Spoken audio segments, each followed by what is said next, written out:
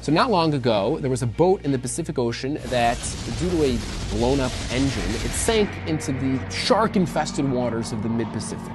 And out of everyone on the boat, only one person survived. One man managed to grab the piece of wood and hold on for dear life, and he's floating in the middle of the ocean, he's dying of thirst, and he's drifting in and out of consciousness, and he finally sees the blurry outline of an island in front of him. And he washes up to the island, and was seen by a native of that island, and he ran over and he heard the man croak out that he needs water desperately, and the native gave him some water, and he immediately passes out.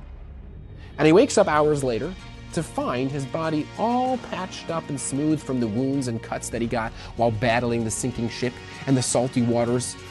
And he sees that his torn clothes were removed from him, and they're drying on the side, and he was wearing these royal silk robes. And he looked down and he sees that he's sitting on a throne, and he looks to his left and he sees that there's a servant standing right next to him. And he asks the servant, "What happened to me? I don't remember anything." And this servant, this native, responded, "You are our king, and your wish is our command." So the guy says, "Wow, okay, let me try it out." And he asks for some bread and butter, and right away 3 natives run off and fetch him some warm bread and butter.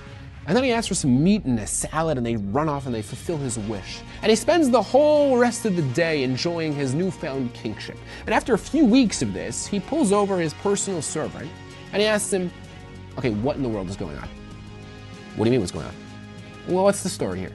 So the servant says, "I'm not really supposed to tell you this, but no one's really asked me this before, so I guess I can say. On this island, the ocean is our god. And we have a custom that any person who is sent by the ocean to our island is a sign from our God that he must rule over us. He will be our king. But we believe that it's only for 12 months. At the end of the 12 months, we're going to remove your royal clothes. We're going to replace them with your tattered and torn clothes that you came with. And we're going to beat you up to give the exact same scars and scrapes that you had when you arrived here.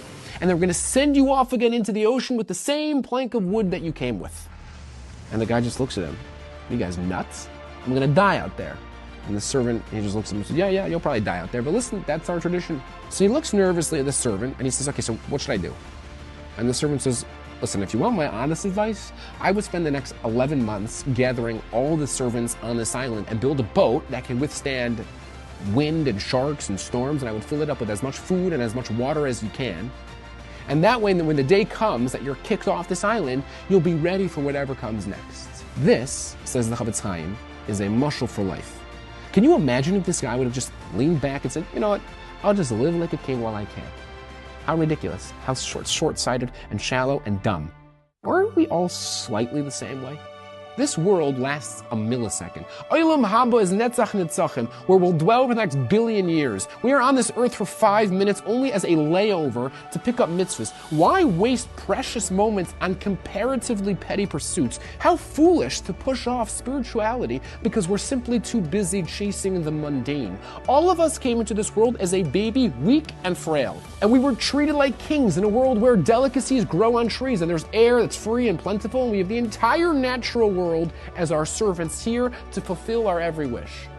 Yet all of us will leave this world weak and frail. Some of us will leave with nothing to show for ourselves. But some of us will leave this world with millions and millions of small, magical, spiritual moments. Moments that were too precious to pass by. Moments that no amount of busyness or stress or craziness was able to rob us of the spirituality buried under those moments. The Torah spends more ink on the Mishkan than on any other topic in the Torah. Close to 5 entire Parshahs discuss it. 449 psukim talk about it, because it set the tone for all of Jewish history that when it comes to spirituality, don't waste even a moment.